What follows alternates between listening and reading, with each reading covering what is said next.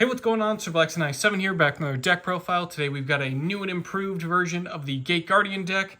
This is including some of the support from Phantom Nightmare, along with a few other Guardian cards we skipped out on the first profile. So, without further ado, let's assemble our Guardian pieces and make some fusions.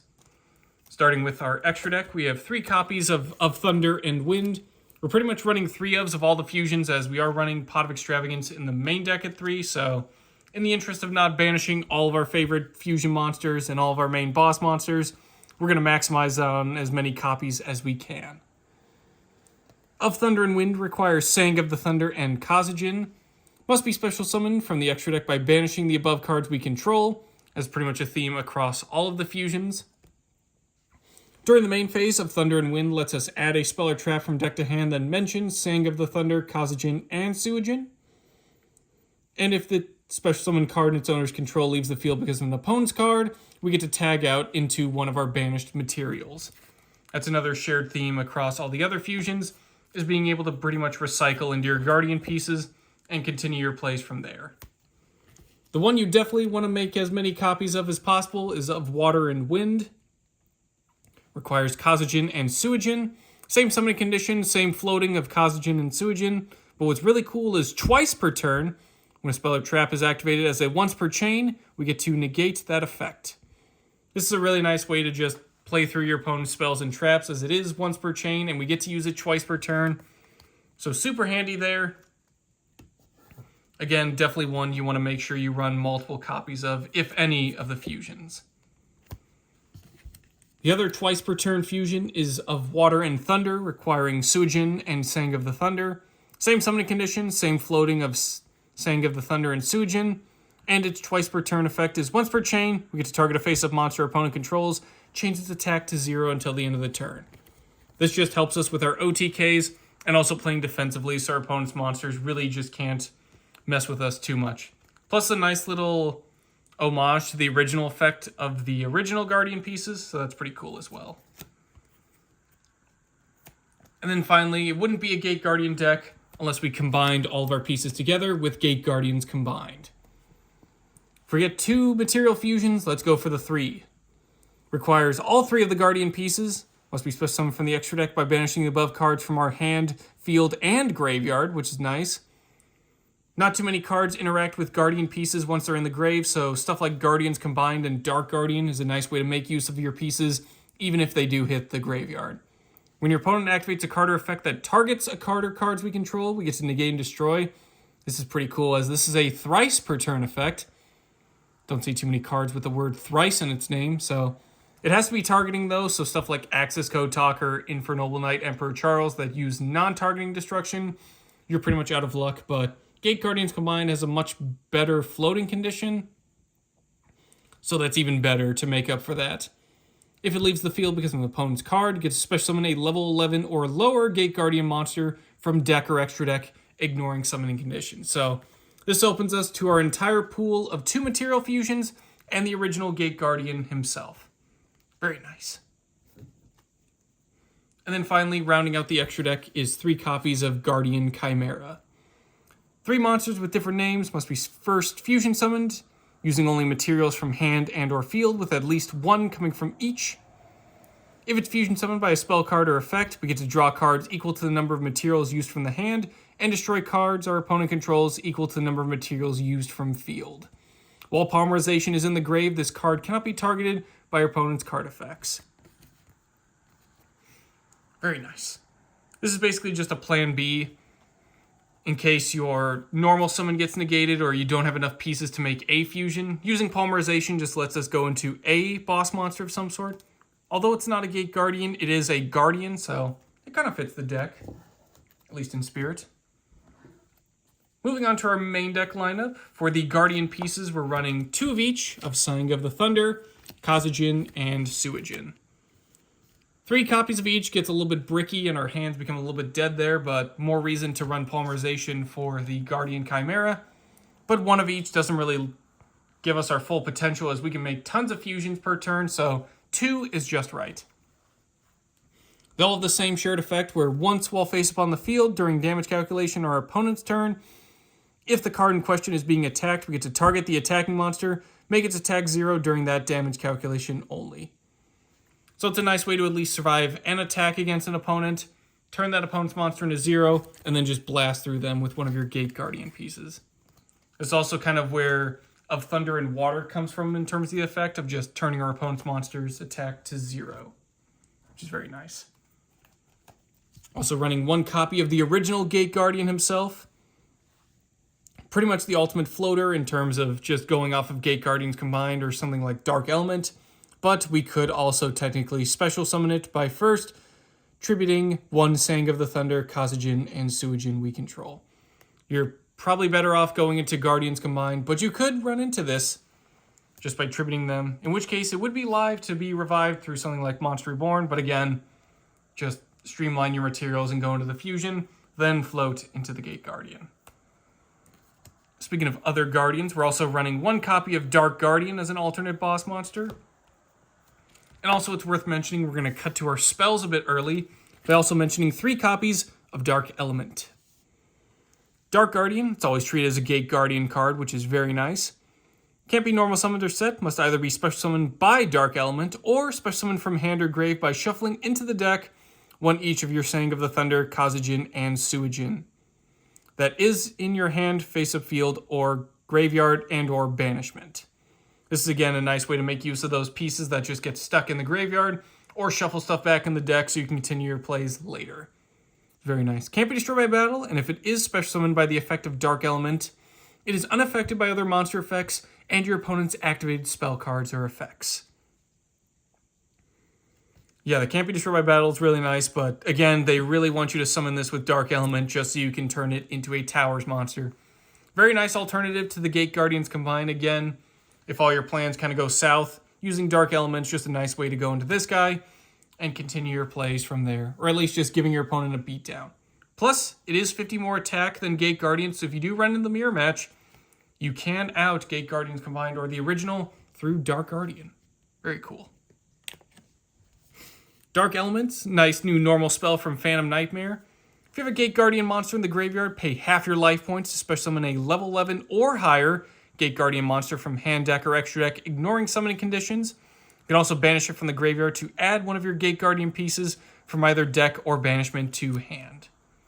Very nice. It's worth noting that Dark Guardian is a level 12, so you cannot float into it through Gate Guardians combined, but Dark Element is just a nice way to shortcut to the super higher monsters, such as Dark Guardian or even Gate Guardians combined.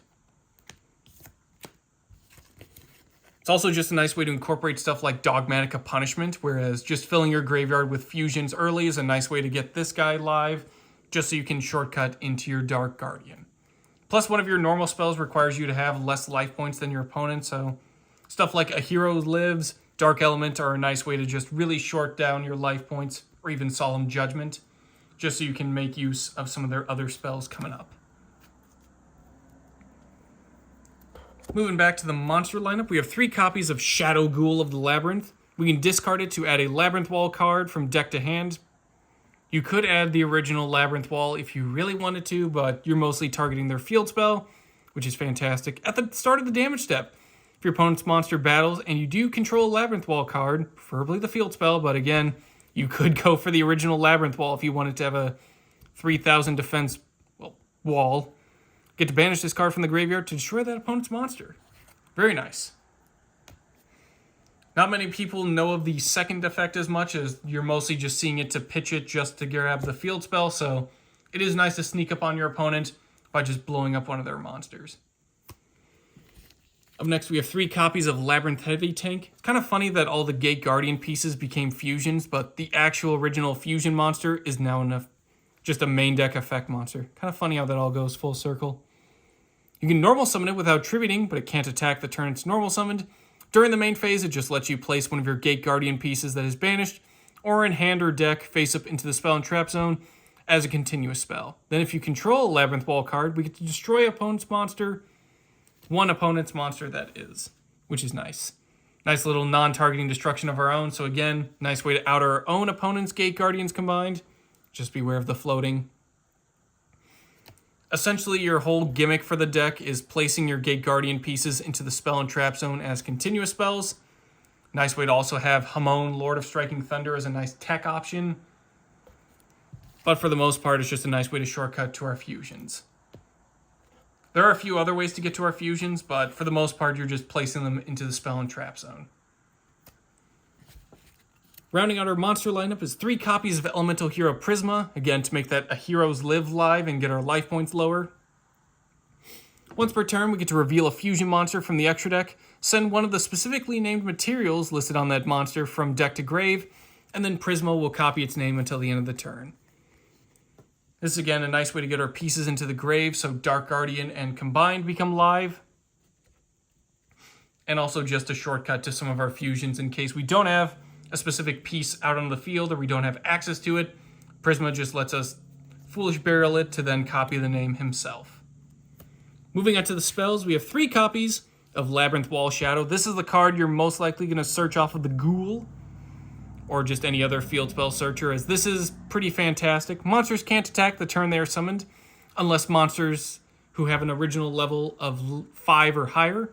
As a soft once per turn during the main phase, we get to, much like the heavy tank, place one of our Gate Guardian pieces from hand or deck or banish zone face up into the spell and trap zone as a continuous spell. At the start of our opponent's battle phase, also, we get to target a monster they control with 1600 less than 1600 attack and destroy it.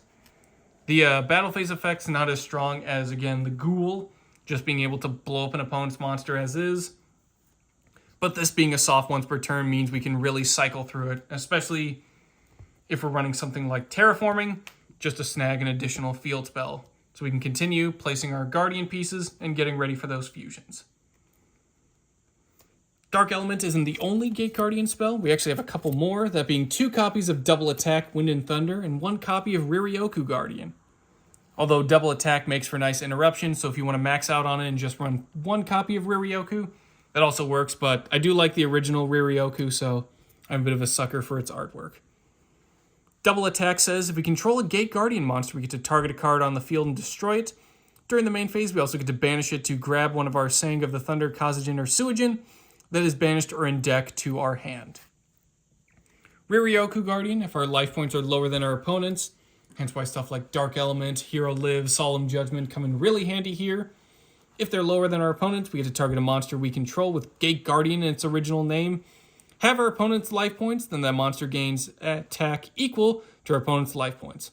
We also get to banish it from grave to perform that same search from banish or deck to hand for our Gate Guardian pieces. So Riryoku is just a nice little game closer. Again, just make use of your life point having cards, and you can really take advantage of Riryoku. Polymerization, this is purely just so we can go into Guardian Chimera, view something using materials from hand or field. 2 copies of a Hero Lives. If we control no face-up monsters, pay half our life points to grab a level 4 or lower elemental hero from our deck. That's pretty much just going to be Prisma. It's again a nice way to preserve our normal summon purely for the tank, and also get our life points lower so Riryoku goes live.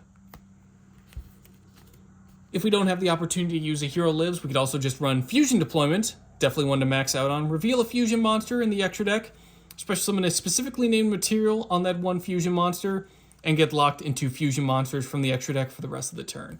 This is basically just an emergency teleport. If, again, our tank gets impermed, or we don't have the ability to place our Guardian pieces into the spell and trap zone, just grab it into the deck and place on the field. Also a nice way to make use of their Guardian effects, as they don't come in very often, intercepting and reducing attacks, but it does happen every now and then. 3 copies of Pot of Extravagance. At the start of the main phase 1, banish 3 or 6 random face-down cards from the extra deck face down, draw 1 card for every 3 cards banished. We also don't get to draw cards by card effects for the rest of the turn. This is pretty much why we're running 3 of all of our fusions, as again, just being able to banish 6 face down to get a draw 2, very nice, helps unbrick our hands, and again, just to preserve our Guardian fusions, probably want to max out on those guys. And then finally, for our traps, we have 3 copies of Prey of the YuGiOh. It's kind of funny that Labyrinth Heavy Tank went from a fusion to an effect monster, whereas Prey of the YuGiOh went from an effect monster to a continuous trap. Again, kind of funny how all the Guardian pieces are switching roles in the deck.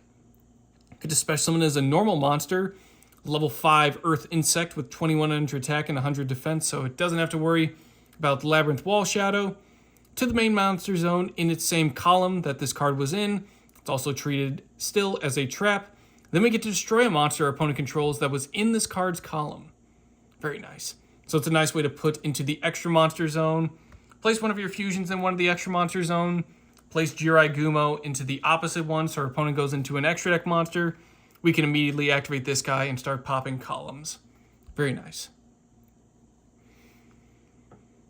We can also banish it from the grave to once again add one of our guardian pieces that is banished or in our deck to our hand. Very nice. So again, much like double attack, Wind and Thunder, this is a nice little piece of interruption. Just make sure you don't place it under the same column as one of your guardian pieces, as I've made the mistake of, as he can't really special summon himself if something's already in that column. But again, if you force your opponent to take one of the extra monster zone and ambush them with YuGiOh, you'll be able to really mess up their plays along with something like double attack.